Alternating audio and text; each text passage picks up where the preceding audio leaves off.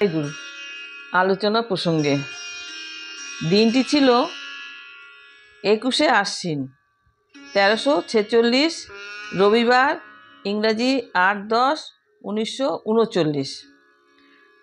সকালে শ্রী ঠাকুর খুব হাসি খুশি হয়ে গল্প করছিলেন। যখন স্বামী মারা যায় তখন স্ত্রী সুর করে এই বলে কাঁদে, তুমি আমার কি করে গেলে গো, বাচ্চা বাচ্চা নিয়ে আমি কোথায় দাঁড়াবো, ইত্যাদি। এখানে স্বামীর প্রতি ভালোবাসার চাইতে স্বামীর টাকা পয়সার প্রতি ভালোবাসাই যেন বেশি। কিন্তু সাধারণত স্ত্রী মারা গেলে পুরুষ বলে, আমার আর কেউ নেই, আমাকে একেবারে একলা ফেলে গেছে। তাই মনে হয় পুরুষের দিক দিয়ে আন্তরিকতাটা বেশি। মেয়েরা আবার অল্প দিনেই ছেলেপুলে ঘর সংসার নিয়ে বেশ থাকে, সব ভুলে যায়। অবশ্য সব ক্ষেত্রেই যে এমন এই কথা বলি না।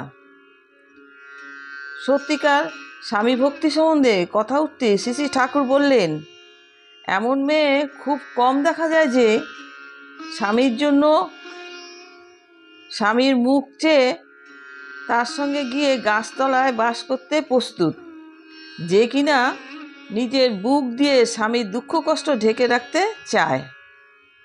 তেমন মেয়ে যদি কেউ থাকে, এ দেশের নয়, স্বর্গ নাকি বলে, সে রাজ্যের মানুষ সে।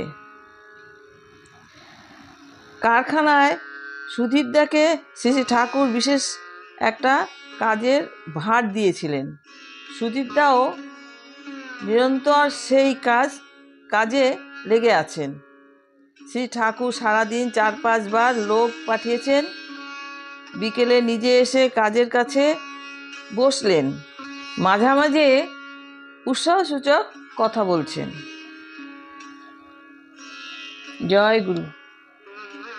আপনারা সকলে সুস্থ থাকুন, ভালো থাকুন, আনন্দে থাকুন। বন্দে পুরুষোত্তম।